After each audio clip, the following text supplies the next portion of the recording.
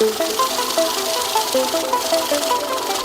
this is Chris Franco, and you are listening to Compound Money Quietly, the CMQ Investing podcast. In this episode, you will learn about some of Warren Buffett's biggest mistakes and the lessons that he learned from making those mistakes. Both Charlie and Warren say that studying the mistakes that other people have made and then avoiding those mistakes has been a big part of their success. I was reminded of an exchange from the 2012 Berkshire Hathaway annual meeting. It begins with Charlie Munger, who said, quote, "Warren, I would argue that what you've done, and what I've done to a lesser extent, is to learn a lot from other people's mistakes. That is really a much more pleasant way to learn hard lessons. And we've worked really hard at that over the years, partly because we find it so interesting, the great variety of human mistakes and their causes. And I think this constant study of other people's disasters and other people's errors has helped us enormously. Don't you, Warren?" And Warren Buffett replies, "Hell yeah!" In terms of reading of financial history and all that sort of thing, I've always been absolutely absorbed with reading about disasters. And there's no question. There's all kinds of folly, but just the financial area will give you plenty of material if you like to be a follower of folly. And I do think that's what gave us some advantage over these people that have IQs of 180 and can do things with math that we couldn't do. Warren Buffett has not just followed folly.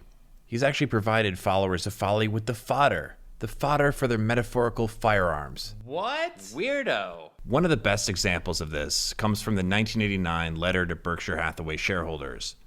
Let's go back to 1989.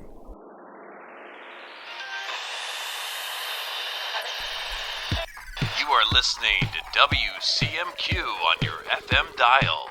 The year is 1989, and we are playing the hits. Welcome to the Jungle by Guns N' Roses. If I Could Turn Back Time by Cher. Wild Thing by Tone Loc. Express Yourself by Madonna. Here's a little bit more context about the 1989 letter. Joshua M. Brown from the Reform Broker writes the following. Buffett was commemorating 25 years at the helm of Berkshire, a period during which he'd grown the book value from $19.46 per share to nearly $4,300 per share, a compounded annual rate of 23.8%. Rather than take a much-deserved victory lap on this occasion, the 59-year-old Buffett dedicated his letter on this auspicious anniversary to all of the things that he and Charlie Munger had done wrong. Joshua M. Brown goes on to say the following. It is the late 80s. The bull market is raging, and Buffett has, along with Fidelity's Peter Lynch and the fictional Gordon Gekko, become the human embodiment of America's newfound love affair with the stock market. And now the letter. Warren Buffett writes, quote, "My first mistake, of course, was in buying control of Berkshire. Though I knew its business, textile manufacturing, to be unpromising, I was enticed to buy because the price looked cheap. Stock purchases of that kind had proved reasonably rewarding in my early years, though by the time Berkshire came along in 1965, I was becoming aware that the strategy was not ideal. If you buy a stock at a sufficiently low price, there will usually be some hiccup in the fortunes of the business that gives you a chance to unload at a decent profit, even though the long-term performance of the business may be terrible. I call this the cigar butt approach to investing. A cigar butt found on the street that has only one puff left in it may not offer much of a smoke, but the bargain purchase will make that puff all profit. Unless you are a liquidator, that kind of approach to buying businesses is foolish. First, the original bargain price probably will not turn out to be such a steal after all. In a difficult business, no sooner is one problem solved than another surfaces. Never is there just one cockroach in the kitchen. Second, any initial advantage you secure will be quickly eroded by the low return that the business earns. For example, if you buy a business for $8 million that can be sold or liquidated for $10 million and promptly take either course, you can realize a high return. But the investment will disappoint if the business is sold for $10 million in 10 years and in the interim has annually earned and distributed only a few percent on cost. Time is the friend of the wonderful business, the enemy of the mediocre. You might think this principle is obvious, but I had to learn it the hard way. In fact, I had to learn it several times over. He's so foolish. I mean, gee, how does Munger put up with him? Yeah. I could give you other personal examples of bargain purchase folly, but I'm sure you get the picture. It's far better to buy a wonderful business at a fair price than a fair company at a wonderful price. Charlie understood this early. I was a slow learner. But now, when buying companies or common stocks, we look for first-class businesses accompanied by first-class managements. This leads right into a related lesson. Good jockeys will do well on good horses, but not on broken-down nags. I've said many times that when a management with a reputation for brilliance tackles a business with a reputation for bad economics, it is the reputation of the business that remains intact. A further related lesson. After 25 years of buying and supervising a great variety of businesses, Charlie and I have not learned how to solve difficult business problems. What we have learned is to avoid them. To the extent we have been successful, it is because we concentrated on identifying one-foot hurdles that we could step over, rather than because we acquired any ability to clear 7-footers. The finding may seem unfair, but in both business and investments, it is usually far more profitable to simply stick with the easy and obvious than it is to resolve the difficult. On occasion, tough problems must be tackled, as was the case when we started our Sunday paper in Buffalo.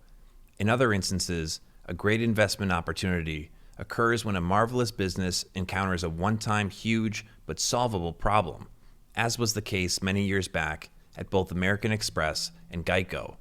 Overall, however, we've done better by avoiding dragons than by slaying them. My most surprising discovery? The overwhelming importance in business of an unseen force that we might call the institutional imperative. In business school, I was given no hint of the imperative's existence, and I did not intuitively understand it when I entered the business world. I thought then that decent, intelligent, and experienced managers would automatically make rational business decisions. False. But I learned over time that isn't so. Instead, rationality frequently wilts when the institutional imperative comes into play. For example, 1. As if governed by Newton's first law of motion, an institution will resist any change in its current direction. 2. Just as work expands to fill available time, corporate projects or acquisitions will materialize to soak up available funds. 3. Any business craving of the leader, however foolish, will be quickly supported by detailed rate of return and strategic studies prepared by his troops. And 4. The behavior of peer companies, whether they are expanding, acquiring, setting executive compensation, or whatever, will be mindlessly imitated. Institutional dynamics, not finality or stupidity, set businesses on these courses, which are too often misguided. After making some expensive mistakes because I ignored the power of the imperative, I have tried to organize and manage Berkshire in ways that minimize its influence. Furthermore, Charlie and I have attempted to concentrate our investments in companies that appear alert to the problem. After some other mistakes, I learned to go into business only with people whom I like, trust, and admire. As I noted before, this policy of itself will not ensure success.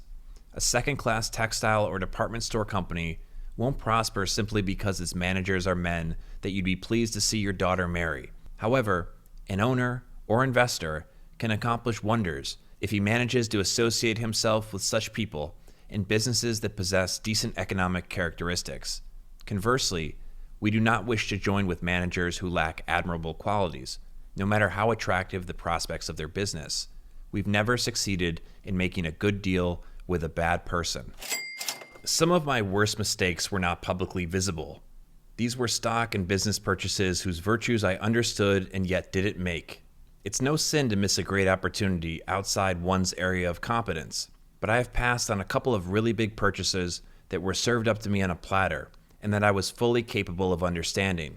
For Berkshire's shareholders, myself included, the cost of this thumb-sucking has been huge. Our consistently conservative financial policies may appear to have been a mistake, but in my view were not. In retrospect, it is clear that significantly higher, though still conventional, leverage ratios at Berkshire would have produced considerably better returns on equity than the 23.8% we have actually averaged. Even in 1965, perhaps we could have judged there to be 99% probability that higher leverage would lead to nothing but good. Correspondingly, we might have seen only a 1% chance that some shock factor, external or internal, would cause a conventional debt ratio to produce a result falling somewhere between temporary anguish and default. We wouldn't have liked those 99-to-1 odds, and never will. A small chance of distress or disgrace cannot, in our view, be offset by a large chance of extra returns. If your actions are sensible, you are certain to get good results. In most such cases, leverage just moves things along faster. Charlie and I have never been in a big hurry. We enjoy the process far more than the proceeds, though we have learned to live with those also.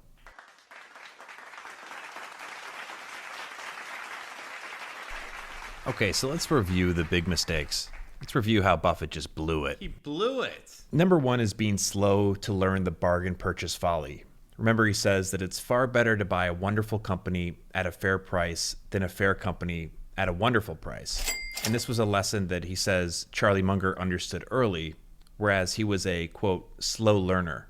After learning this lesson, Buffett says that now, quote, when buying companies or common stocks, we look for first-class businesses accompanied by first-class managements. No longer are they looking at mediocre businesses just because they can get it for a bargain. The next mistake is trying to solve complex business problems. And I like this quote a lot. In both business and investments, it's usually far more profitable to simply stick with the easy and obvious than it is to resolve the difficult. The next mistake is ignoring the institutional imperative, and more specifically, the influence of the institutional imperative. Buffett wrote that his most surprising discovery was the overwhelming importance in business of an unseen force that we might call the institutional imperative. And we can think of this as just a tendency to mindlessly imitate your competition. And how did Warren Buffett learn from this mistake? What did he do differently moving forward? He mentions that they organize and manage Berkshire so that they minimize the influence of the institutional imperative. He also says that him and Charlie concentrate their investments on companies that are alert to this institutional imperative problem. The next mistake is doing business with bad people. I don't have specific examples, but I think the lesson here is key, and that is, quote, we've never succeeded in making a good deal with a bad person. The final mistake is one we can call the error of omission. And Buffett said, quote, it's no sin to miss a great opportunity outside one's area of competence, but I have passed on a couple of really big purchases that were served up to me on a platter and that I was fully capable of understanding. Several months ago, I posted the following Charlie Munger quote to our Instagram account, Charlie Munger Quotes.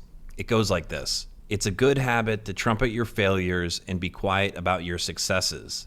What I'm going to read to you next is the caption that I included when I posted that quote. I asked, why is this a good habit? In other words, why is this a good habit to trumpet your failures and be quiet about your successes?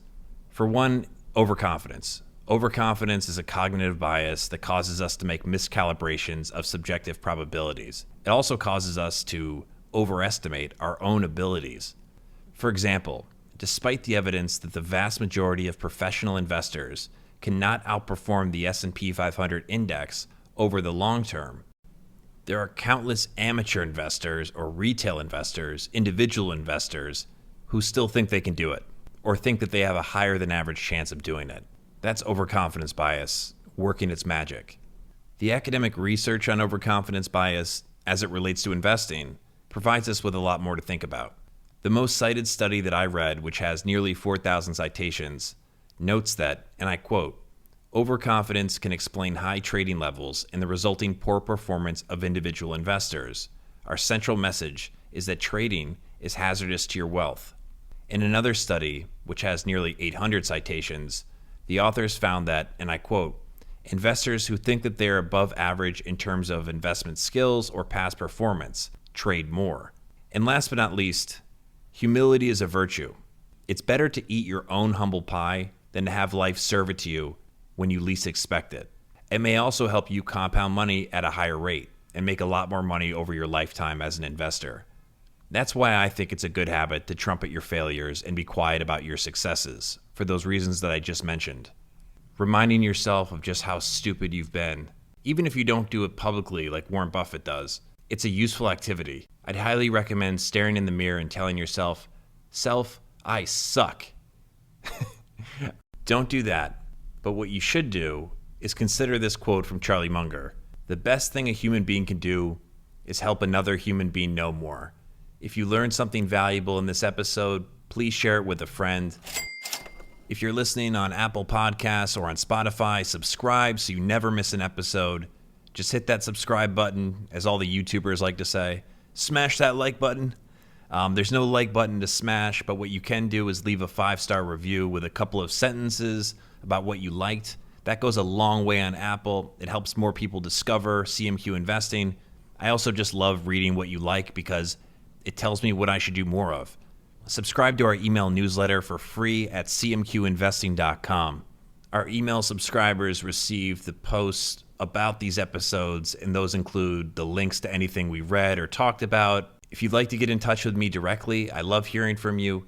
Email franco at cmqinvesting.com. That's Franco. You can also follow me on Twitter at Chris Franco.